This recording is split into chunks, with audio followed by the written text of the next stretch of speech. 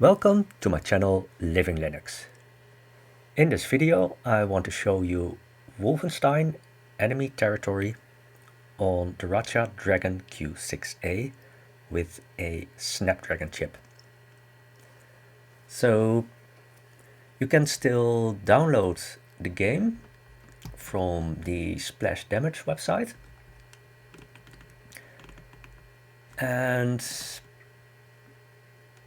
well, you probably need to download it to get the game files. So there is a Linux executable, but it's for Intel and AMD. So what I did was I just went with the Windows installer, and from there I got the game files. Now it's no longer maintained by Splash Damage, but it's still being maintained by some developers, and they also have their own website. And here you can download the latest release of the game engine, you could say. So, and it even has a version for ARM Linux. So I just went with the archive, not the installer.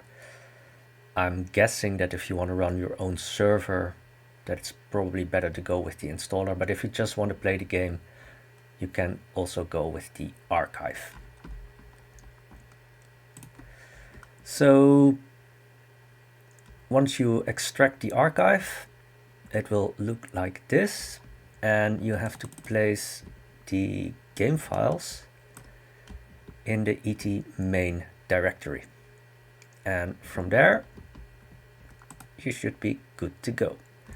So I can show you that we're really running on a Racha Dragon Q6A with an ARM CPU.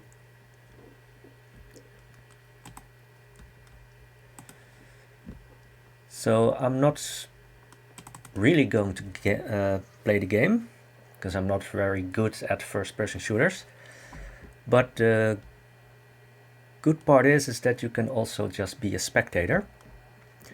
So if we look at the options,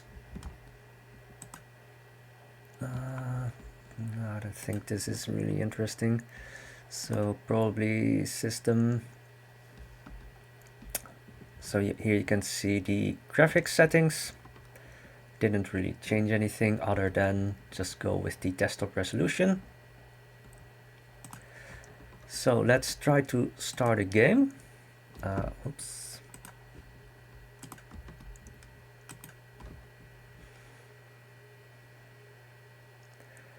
So, and as a spectator, then you can just go with this one.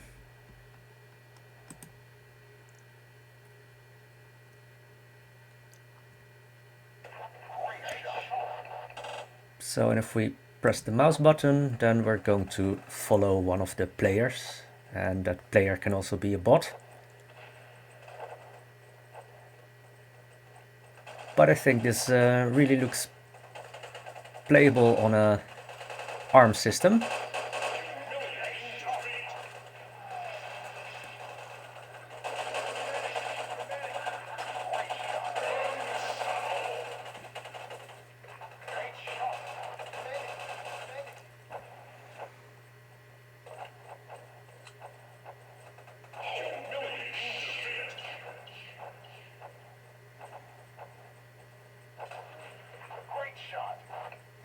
So, and then probably might be possible to also run this on other ARM SBCs.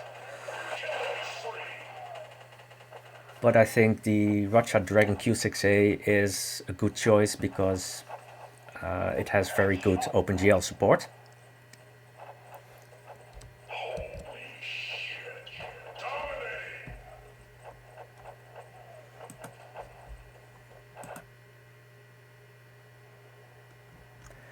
So I think it's really interesting to see that you can play a game like Wolfenstein Enemy Territory on an ARM single board computer.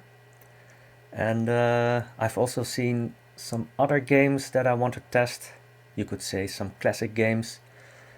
And like I said, now that we have a single board computer, an ARM single board computer with good OpenGL support, I think this opens up a whole new set of games that it's probably not a good idea to try it on a Raspberry Pi, but you might want to try it and see if you can run it at a decent frame rate with lower settings. So this is all for now, and I hope to see you again in my next video.